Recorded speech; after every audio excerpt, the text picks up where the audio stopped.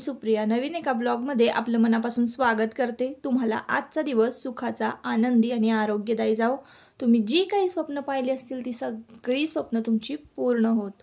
तर ताईंनो, ही जी video clip आहे तर ती अमावस्या होते ना, सर्वपित्री अमावस्या, तर त्या दिवशी रात्रीची ही व्हिडिओ क्लिप आहे। तर अमावस्या संपलेली होती आणि मग म्हटलं चला आता देव घासायला घेऊयात, म्हणजे उद्या आहे घटस्थापना, तर देव आपल्याला म्हणजे पंचामृतांना अभिषेक सुद्धा घालता येईल। सकाळी सकाळी ही सगळी स्वच्छता करायची म्हटली आणि देव भांडे घासायची म्हटली ना की खूप गडबड होते। मग असं होतं रांगोळी काढू की हे काम करू की ते काम करू, म्हणूनच आदल्या दिवशी ना रात्री मी देव घासायला घेतलेले होते। आता तुम्हाला मी एक इथं टिप देते बघा। पितांबरी घेतलेली होती एका वाटीमध्ये, तर ना पितांबरीमध्ये अर्धा लिंबू मी रात्रभर म्हणजे दिवसभर पिळून ठेवलेला होता। सकाळी मी ही पितांबरी ना लिंबाच्या रसामध्ये भिजवलेली आहे आणि मगच देव स्वच्छ करायला घेतलेले आहे। तुमचे देव कितीही जुने आणि पारंपरिक असतील, पितळचे असतील, तर त्यावर जर काळे डाग पडले असतील, आता आपण कुंकू वगैरे लावतो तर देवांच्या मूर्त्या कशा छान डिझाईन केलेल्या असतात आणि जी वस्तू डिझाईन केलेली असते ना त्यामध्ये जास्त मळ जाऊन बसतो।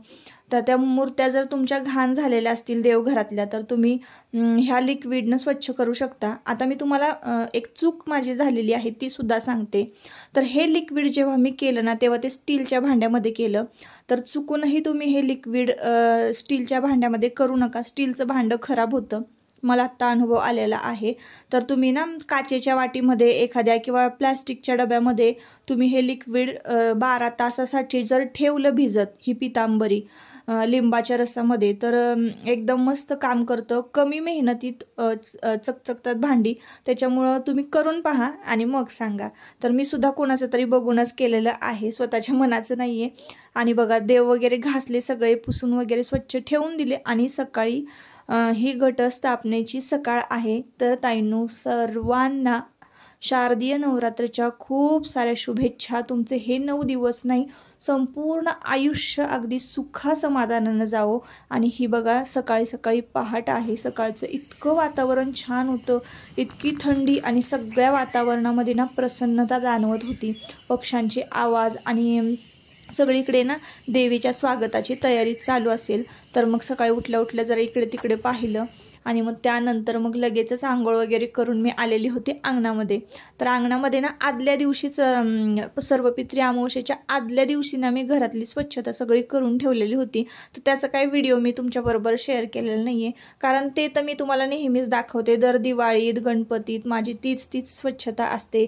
जाळ्या जळमटं काढणं, जिन्यातला मागचा कचरा उचल, पुढच्या अंगणातला कचरा उचल, असं सगळं चालूच असतं। तर म्हटलं तुम्ही कंटाळाल म्हणून मग तो काही व्हिडिओ तुमच्याबरोबर शेअर केला नाही। जिना वगैरे स्वच्छ धुवून घेतलेल्या होत्या आणि कानन कोपऱ्यातल्या सगळे जाळी जळमटं काढलेली होती। पुढे अंगणामध्ये गेटच्या आतमध्ये आजूबाजूचा जो परिसर होता ना तो अक्षरशः ब्रश न घासून मी धुतलेला होता, इतकी स्वच्छता आणि चकाचक होतं। त्याच्यामुळं आज मला ना मेहनत करायची काहीच गरज नव्हती। केरसुनी फिरवली अंगणामध्ये की अंगण स्वच्छ झालेलं आहे। आणि ना मार्केटमध्ये गेले होते तेव्हा कमळाच्या फुलाचा मी साचा आणलेला होता। तर गडबडीमध्ये ना साचा जरा बरा पडतो। असं हाताने रांगोळी काढायची म्हटले ना की थोडा वेळ लागतो आणि आपला निम्मा जीव आहे ना तो किचनमध्ये असतो, निम्मा जीव हॉलमध्ये असतो, हॉलमधला पसारा आवरायचा असतो आणि निम्मा जीव आहे ना इकडं सुद्धा असतो डेकोरेशनकडं। तर सणावाराला हे असं होतच असतं। तर बघा देवी आईला आवडणारं म्हणजे कमळाचं फूल, तर मी आज ठरवलेलं होतं की घटस्थापना आहे आज आणि मस्तपैकी कमळाच्या फुलांची रांगोळी काढायची आणि देवी आईचं स्वागत करायचं। तर विशेष म्हणजे आज बघा ना ताईंनो, टाक मी करायला दिलेले आहेत। आता आमचं लग्न झालं ना तेव्हा टाक केले नव्हते। आमच्या कुलदैवतेचे, देवतांचे आणि ग्रामदेवतांचे टाक आपल्या देवाऱ्यामध्ये असतात बघा, तर ते आम्ही केलेले नव्हते। आमच्या लग्नात सुद्धा करायचं राहिलेलं होतं आणि वास्तुशांतीला सुद्धा आमचं हे घर बांधलं तेव्हा सुद्धा करायचं राहिलेलं होतं. तर टाक कधी करतात ताईंनो? मी खूप सगळीकडे विचारपूस केली की जर घरात टाक नसतील तर ते कधी करायचे. तर आपल्या घरामध्ये शुभ कार्य जेव्हा असेल तर तेव्हाच तुम्ही टाक करू शकता. अन्यथा तुम्ही कुठल्याही 3.5 मुहूर्तांपैकी एका मुहूर्ताला जर तुमच्या घरात टाक नसतील कुलदैवतेचे तर केलेत तरीही चालेल. पण आता बघा, आज घटस्थापना आणि मग पुढचा दसरा. आता दसऱ्याला तर देव उठतात. मग ब्राह्मण काका मला म्हणाले की घटस्थापने दिवशी तुम्ही देव करू शकता. म्हणून मग मी आधीच म्हणजे पितृ 15 लागण्याच्या आधीच गणपती जेव्हा बसलेले होते तेव्हाच मी सोनाराकडे कुलदैवतेचे आमच्या टाक करायला दिलेले होते. चांदीचे टाक करून घेतलेले आहेत. तर आता बघा, आपले एक व्ह्यूवर्स आहेत तर त्यांना ना देवारा बघायचा होता. तर बघा, ह्या 2 टेप्स आहेत देवाऱ्याला, 2 पायऱ्या आहेत आणि बघा असं त्या पायऱ्या बाहेर सुद्धा काढता येतात. संपूर्ण देवारा छान स्वच्छ पुसता येतो आणि खाली एक ड्रॉवर आहे. त्या ड्रॉवरमध्ये ना मी ग्रंथ ठेवलेले आहेत, शिवलीलामृत आणि गुरुचरित्र, परत अजून काही महत्त्वाचे ग्रंथ जे आहेत तर ते सगळे मी त्या ड्रॉवरमध्ये ठेवलेले आहे. आणि बरंच काही काय आपण अजून ड्रॉवरमध्ये ठेवू शकतो. छान स्पेस आहे. आणि एक चूक मी देवारा करताना केलेली आहे ताईंनो, ती तुम्ही अजिबात करू नका. पाठीमागे बघत असाल तुम्ही गणपती छान सुबक असा आहे आणि आजूबाजूला 2 समया अशा टांगलेल्या आहेत. तर त्या समयांमध्ये ना म्हणजे स्ट्रीप लाईट जेव्हा लावतो ना आपण पाठीमागे देवाराला, तर त्या समयांच्या खाली ना रेड कलरची स्ट्रीप लाईट होती आधी. तर ती ना मी चेंज, म्हणजे मी नाही सांगितली, ते आमच्या आहोंनी सांगितली चेंज करायला. तर ती व्हाईट काही एवढी बरोबर दिसत नाही आहे. जर रेड असती ना तर मग ती समई लावल्यासारखी दिसली असती किंवा समई प्रज्वलित झालेली आहे असं दिसलं असतं देवाऱ्यामध्ये. तर ते व्हाईट कलरची स्ट्रीप लाईट लावली त्याच्यामुळे एवढं काही दिसून येत नाही. जर रेड असतं ना त्यामध्ये तर एक नंबर दिसलं असतं. तर देवाऱ्यामध्ये तुम्ही जर स्ट्रीप लाईट लावत असाल तर रेड कलरची लावा. एवढीच फक्त माझ्याकडनं चूक झालेली आहे. आणि आता ती लाईट बदलायची म्हटली की मग ते मागचं जे हे आहे, फळी जे आहे गणपती बाप्पांचं, म्हणजे जे डिझाईनचं ॲक्रेलिकचं ते डिझाईन म्हणतो आपण, ते काढायचं लागतं आणि मग ते स्ट्रीप लाईट बसवायची.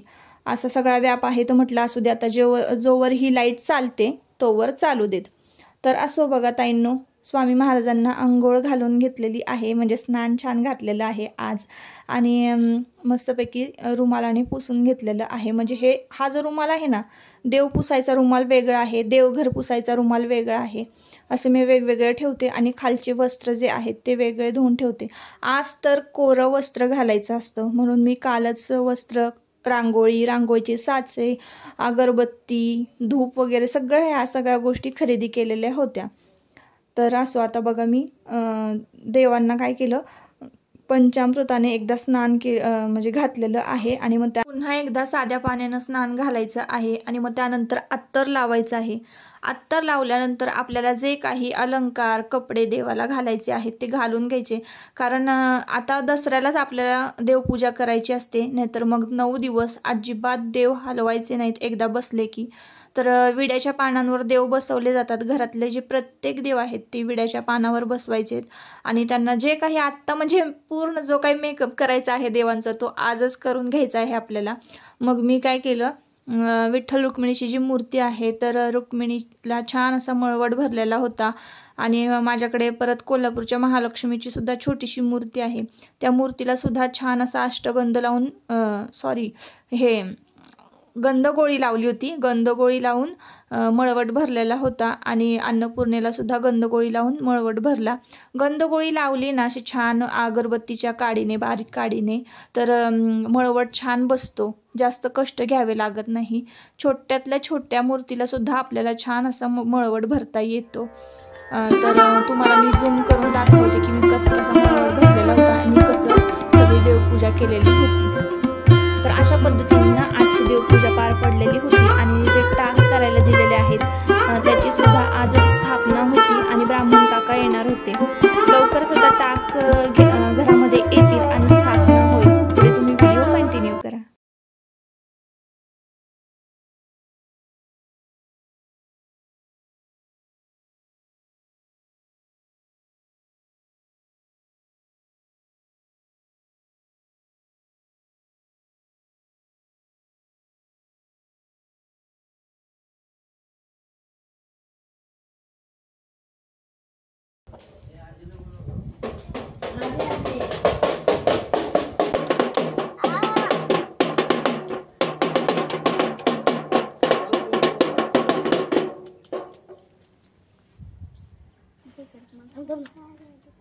बरं मला घालू मी तो वाजवतो. घे खाली खाली घे. नाही पायावर पाणी टाका नाही. ती कमी म्हणत होती जरा चौकट द्या मला चौकट.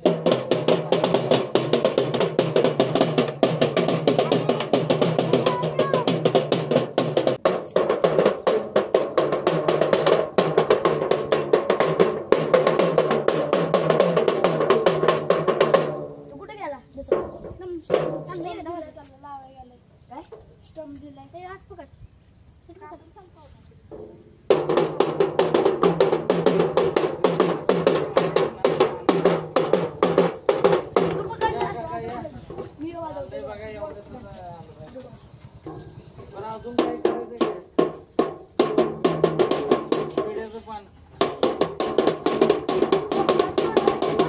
जेव्हा आपण आपल्या कुलदैवतेचे टाक करतो तर तेव्हा ना ते टाक जे आहे ते वाजवत आणावे लागतात. मग त्यामुळे तुम्ही लग्नात करा किंवा वास्तुशांतीला करा, पण ते ना 5 पावलं वाजवत आणावे लागतात असं शास्त्रात आहे. तर बघा, छोटंसं जे आहे ढोलकी आणि ताशा तो घेतलेला होता आणि मुलांना वाजवायला सांगितलेला होता. त्यानंतर रीतीभातीप्रमाणे ना ब्राह्मण काकांनी देवांवरनं तुकडा ओळून टाकायला सांगितलेला होता. त्यानंतर पाय धुवायचे, मग पप्पांना गंध लावायचा, म्हणजे ज्या माणसांनी देव घेतलेले आहेत त्यांना, आणि देवांना गंध लावायचा, नमस्कार करायचा, औक्षण करायचं. तर हे सगळं केलेलं होतं आणि मग त्यानंतर टाक आपल्याला घरामध्ये स्थापन करायचं होतं.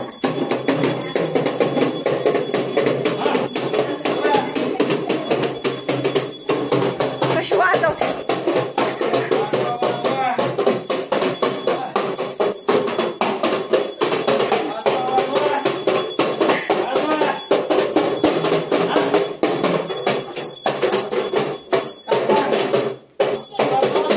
बंद कर का काय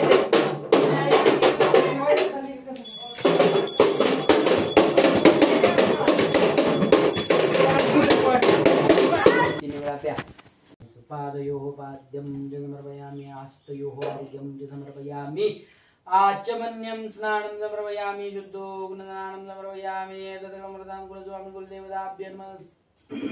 खंडोबा देवताभ्यो नमः. भैरवनाथ देवता आणि ज्योतिबा देवताभ्यो नमः. पंचामृत झाला.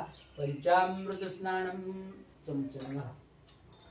3 पळ्या घालायचं, सगळीकडे एकदम घालायचं असतं गोल करून. पंचामृत, हा तसं पंचामृत स्नानं समर्पयामि, दधी स्नानं शर्करा स्नानं प्रथम घाला. 12:30 पर्यंत मुहूर्त आहे. अभिजित मुहूर्त होत्या.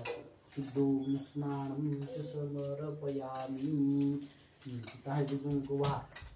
नमः शंकराय च महेश्वराय च नमः शिवाय शिवतराय च निस्त्रिताय च वल्ल्याय वरणाय च नपत्रणाय च सत्रणाय च आतार्याय च लद्याय च जप्याय च बेन्नाय च कित्या पर्याय च विविध्याय च रोक्षाय च गिन्नी च शन्नाय च उपरनुक्ताय च वेदांत्याय च विजय च मकाट्याय च कुवरिष्ठाय च नवरब्ध्याय च ईश्वर च पकनवरे च दर्शय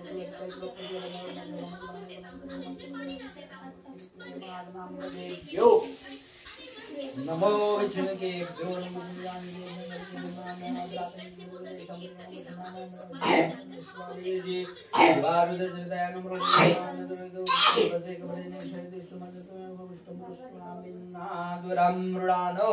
रुद्रोतनमय स्कृति क्षुद्राय नमसा विधेमते यतदशाय शम्यो योजमुराय ओम प्राण प्रतिष्ठे विनियोगाः. ओम अस्यामृतो फक्त डोळ्याला हा तिन्हीला लावा. ओम प्राण प्रतिष्ठे विनियोगाः.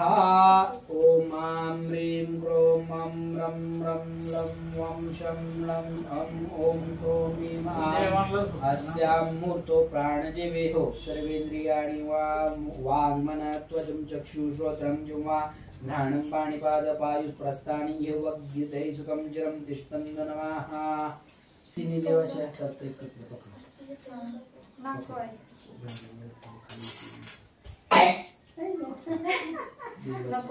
आपली छत्री डाव्या बाजूला, देवाची डावी कुठे, देवाची डावी दामटा लावायचा. लावा लावा ओम गर्भाधानादि पंचदश संस्कार सिद्धम पंचदश प्राणवृत्ती करिष्ये. तुमच्या मनात 15 वेळा ओम म्हणा. तर बघा, अशा पद्धतीने टाकांची जी स्थापना आहे ती देवाऱ्यामध्ये देवघरामध्ये करायची असते. तर विधिवत व्यवस्थित सगळं करून घेतलं तर मग ते आपल्याला फलदायी असतं. किंवा त्याचे तोटे तर कुठलाच देव करत नाही आपले. बघा, आपणच जर कर्म आपले चांगले ठेवले तर आपल्याला नेहमी फायदाच होतो. तर अशा काही गोष्टी ज्या आहेत ना, फक्त त्या विधिवत कराव्या लागतात तरच ते आपल्याला त्याचं पुण्य फळ आहे ते मिळतं. करायचं म्हणून नुसतं करायचं आहे असं नसतं. सगळ्या गोष्टी विचार करून, विचारपूर्वक 10 जणांना विचारून सगळं म्हणजे हे सगळं करावं लागतं. तर असो ताईंनो, आता बघा झालेली आहे प्राणप्रतिष्ठा आपल्या देवांची. आणि रोज आता मग आपल्याला देवांचं दिवाबत्ती सकाळ संध्याकाळ करायची. रोज आपले देव स्वच्छ धुवायचे, पुसायचे, गंध अर्पण करायचं, दिवाबत्ती, ह्या सगळ्या गोष्टी रोजच्या रोज होत असतात. तर असो आता बघा आलेले आहेत देवघरामध्ये आणि खरंच भारी वाटतं. तुम्ही पाहत असाल देवारा, तर देवाऱ्याला ना देवघराला शोभा आलेली आहे.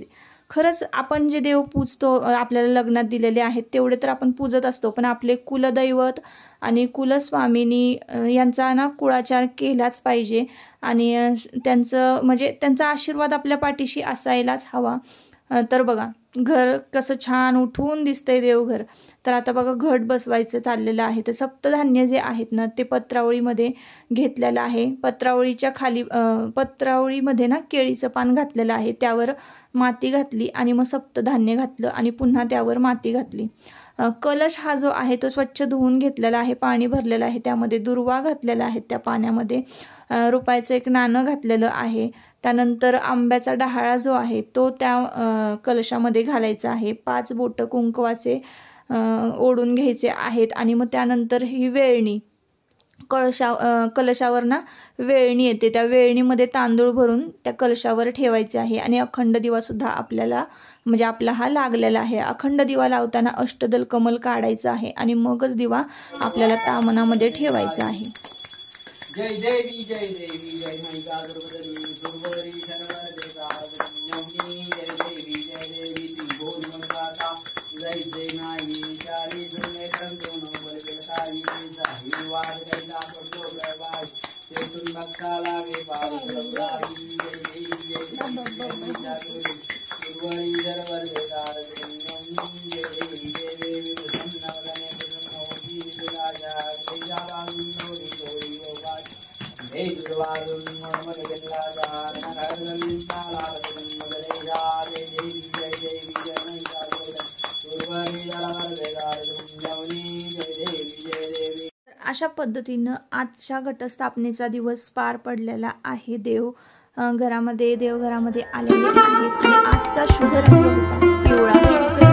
देवीचे तर ताईंनो आजचा जो व्हिडिओ आहे तुम्हाला थोडा जरी माहितीपूर्ण वाटला असेल किंवा आवडला असेल तर नक्की आपल्या चॅनलला सबस्क्राईब करा आणि व्हिडिओला लाईक करा. परत पुन्हा भेटूया नवीन एका व्हिडिओमध्ये. तोपर्यंत स्वतःची काळजी घ्या आणि मस्त राहा. Bye bye.